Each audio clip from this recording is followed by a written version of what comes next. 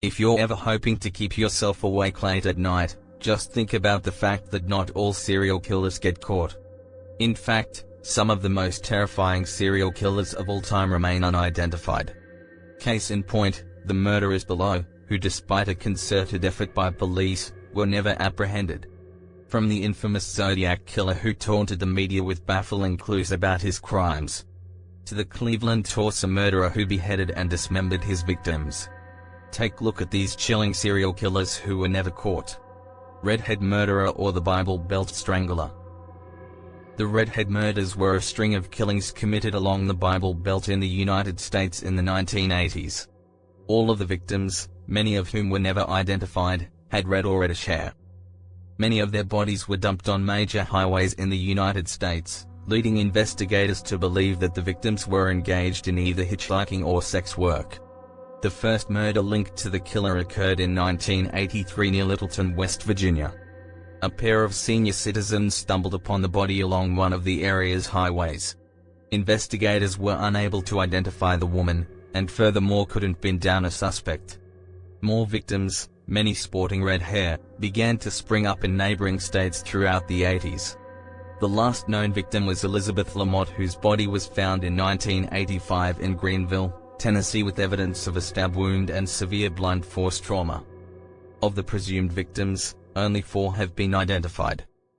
Police interviewed 2 suspects in connection with the murders, but the true identity of the killer was never discovered. Zodiac Killer. The Zodiac Killer transfixed the nation throughout the late 1960s and 1970s, due both to the brutality of his crimes and the way in which he toyed with authorities and the media. He sent numerous letters and cryptograms to the press, daring the public to crack his puzzles and catch him. Of the encrypted messages, just one was deciphered, by a history professor and his wife. Chillingly, it revealed that the Zodiac killed in order to collect slaves for his afterlife. The Zodiac Killer claimed responsibility for 37 murders. However, investigators agree on only 7 confirmed attacks, a cab driver and 3 different sets of male-female couples. Of the 7 attacks, 2 men survived, bringing the Zodiac's official body count to 5. A number of books and films about the killer's crimes have been released over the years. Some of these works examine the case, while others, such as Gary L. Stewart's The Most Dangerous Animal of All, purport to solve it. Nevertheless, officially, the killer's identity remains unknown. Alphabet Murders. In the early 1970s, 3 young girls were raped, then strangled around Rochester, New York. Other than the manner of their death, the girls had one thing in common: their names were alliterative. The girls' bodies were left in towns that started with the same letter as their names. Carmen Colon was dumped in Churchville, Michelle Maenza in Macedon, and Wanda Wolkowicz in Webster. A similar case was observed in California. Serial killer Joseph Naso, who murdered a different Carmen Colon, Pamela Parsons, Roxane Rogish, and Tracy Tafoya. A reference in Naso's journal to the death of a girl in the Buffalo Woods led investigators to test Naso's DNA against DNA found at the Rochester crime scenes. The DNA was not a match. Kenneth Bianchi, who went on to commit the Hillside Strangler murders with his cousin, Angelo Bono Jr., was also suspected of the Alphabet Murders. A native of Rochester, Bianchi was living in Rochester at the time of the slayings, though he has proclaimed his innocence. No suspect has ever been arrested in connection with the Alphabet Murders. Highway of Tears Murders. A shocking number of young women have disappeared or been murdered along a desolate stretch of highway in British Columbia. The cases date back to 1969, and the sheer number of victims coupled with this length of time have led investigators to conclude that the Highway of Tears murders are the work of multiple killers. Many of the victims are First Nations women, leading locals to contend that racism played a part in the attacks as well as the lack of progress made in each case. Although it's likely that some, or even many, of these women were killed by different people, it is believed that a large number of the murders can be traced to one killer. Royal Canadian Police have suspected American killer Bobby Jack Fowler as being responsible for killing anywhere from 10 to 20 of the victims. A Canadian serial killer, Cody Legebokoff, was convicted of one of the Highway of Tears murders. Despite this progress, the police do not believe that they will ever solve all 40+ of the murders that have occurred along this stretch of highway. In many of the cases, too much time has passed. In others, there is simply not enough evidence to charge suspects. Freeway Phantom. In 1971, a killer began haunting the northeast neighborhood of Washington, D.C. 6 young black girls, between the ages of 10 and 18, were murdered within a year and a half of each other. Victims were abducted while walking to the store, to school, their job, or home. The second-to-last victim was found with a note. It read, "This is tantamount to my insensitivity to people, especially women. I will admit the others when you catch me if you can." It was signed Freeway Phantom. Police suspected an area gang in the string of attacks, yet no convictions were made. Since then, the case files have been lost, making solving the case nearly impossible today. Long Island Serial Killer. The Long Island Serial Killer, also known as Lisk and the Craigslist Ripper, killed at least 10 women and dumped their bodies along the Ocean Parkway in Long Island through the late 90s and 2000s. Many of the women targeted by the Long Island serial killer were sex workers, who advertised their services on Craigslist. Authorities believe the killer contacted these women on Craigslist, arranged a meet-up, then raped and murdered each victim. John Bitroff, convicted of the murder of 2 sex workers in the early 1990s, is a suspect in at least one of the Lisk killings. Another notable suspect was James Burke. Burke, the former police chief of Suffolk County, had previously hired one of the victims. During the course of the investigation, it was revealed that Burke had during his time as police chief obstructed an FBI probe into the Long Island serial killer case. He was convicted of obstruction and the assault of a man who stole personal items from his vehicle. Burke has never been charged in connection with the actual killings, but he pled guilty to conspiracy to obstruct justice in February 2016. He was released from jail in late 2018. Colonial Parkway Killer. In the late 1980s, Virginian couples were targeted and attacked by a killer along the Colonial Parkway. 3 couples were found dead. A 4th couple's bodies were never found, although their car and some of their clothing was discovered. The 4th couple is presumed dead. The 3 couples and all 4 cars were found along the Colonial Parkway, usually only a few days after they went missing. In all cases, there were no signs of attempted robbery or sexual assault. A few theories about the killer have been proposed, including that the perpetrator was a police officer, or posed as one to mislead the victims.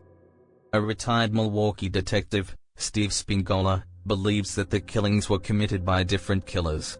Though a family member of one of the victims is suspicious of Spingola's conclusion, and asserts that he merely sought to profit from covering the case. The murders remain under investigation to this day. Servant girl Annihilator. In the late 1800s, Austin fell prey to a crazed murderer with an axe. 7 women and 1 man were killed by the servant girl Annihilator, while 6 more women and 2 more men were brutally attacked. The killer would attack in the dead of night. He dragged most of his victims outside before brutalizing them with an axe. The killer tore across Austin for just under a year. Then, just like that, the attacks ceased.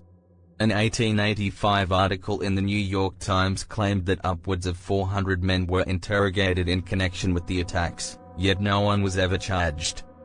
Numerous suspects have surfaced in the years since. One familiar name on the suspect list: Jack the Ripper. In her book Jack the Ripper, The American Connection, author Shirley Harrison asserts that Jack the Ripper honed his brutal craft in America, before initiating his reign of terror in London's Whitechapel neighborhood. Bible John.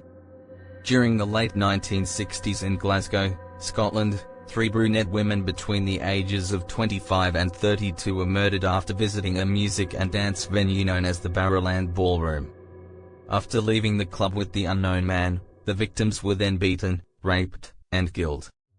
Witnesses who saw the victims before their disappearance claimed that the man the women left with would often quote from the Bible, leading to his memorable nickname. Bible John's brief sermons in the club centered on adultery and other sections from the Bible. His first victim, 25-year-old Patricia Docker, was found naked in the doorway of a garage in South Glasgow. Her body had shown extreme blunt force trauma, as well as signs of strangulation. Bible John would later employ these same methods in killing two other victims, Jemima MacDonald and Helen Puttock. Bible John was never apprehended, and his identity remains unknown. A convicted serial killer and rapist named Peter Tobin was suspected of being responsible for the murders, but he was never charged in the Bible John case. The Cleveland Torso Murderer.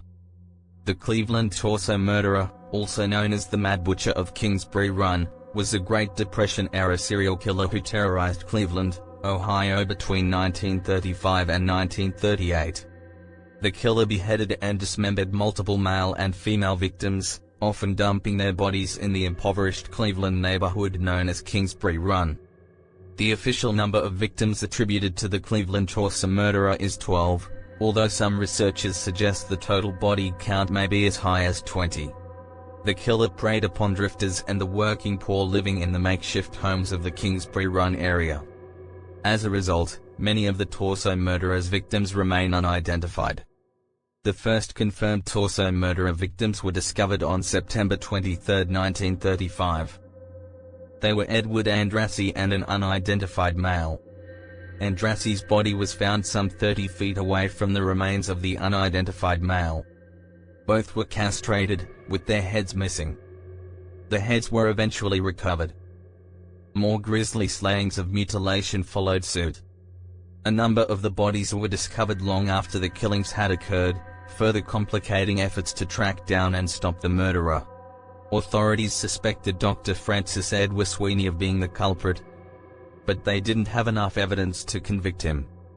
Another man, Cleveland resident Frank DeLazal, was arrested in August 1939 as a suspect in the slaying of Torso victim Florence Paliolio, only to die under mysterious circumstances while in police custody.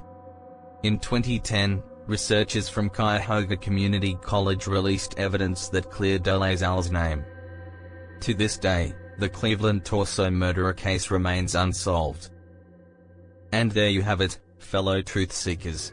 The chilling accounts of 10 enigmatic serial killers who continue to haunt our collective consciousness. Their identities, motives, and unspeakable acts remain cloaked in mystery, leaving us to ponder their dark legacies. If you found this journey into the shadows both fascinating and disturbing, make sure to hit that subscribe button below. By subscribing, you'll never miss an episode as we unravel more enigmas from the annals of crime. Thank you for joining us on this chilling exploration of the unknown. Until next time, keep your eyes open, your mind sharp, and remember, the truth is out there.